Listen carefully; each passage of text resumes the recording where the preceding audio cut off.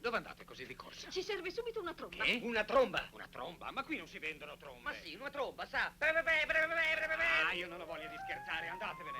Ma guardi qui, procurare una tromba di qualsiasi formato. Ci serve per una caccia al tesoro, capisce? Ma come faccio ad aiutarvi? Via, non si arrabbi, ci aiuti. Venite qui. Dice a noi? Sì, venite qui. Forse io vi posso aiutare. Lei ha una tromba? No, io non ce l'ho, però so dove poterla trovare. Oh, allora ce la trovi, è una caccia al Su, tesoro. sia gentile. Aspettate.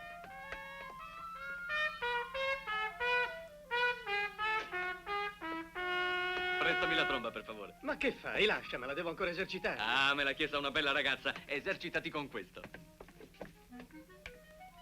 Ecco qua. Eccovi la tromba. Ah, che angelo, grazie. Su, Fiorella, adesso andiamo, se no facciamo tardi. Perché non viene con noi? Beh, veramente... Ma sì, venga anche lei. Presto, presto, dobbiamo sbrigarci, altrimenti rischiamo di arrivare buoni ultimi. Avete trovato tutto? Sì, abbiamo tutto. Per Bacco, quanta roba avete dovuto trovare.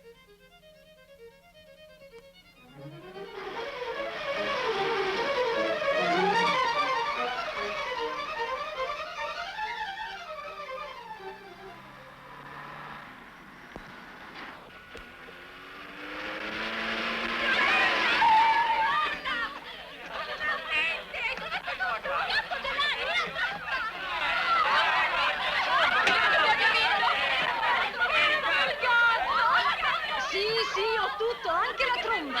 Brava! E di, questo dove l'hai Al pescato? conservatorio. Oh, a proposito, come si chiama? Riccardo, Americano? È austriaco. un fuoriserie. Allora devi tenerlo un po' in rodaggio.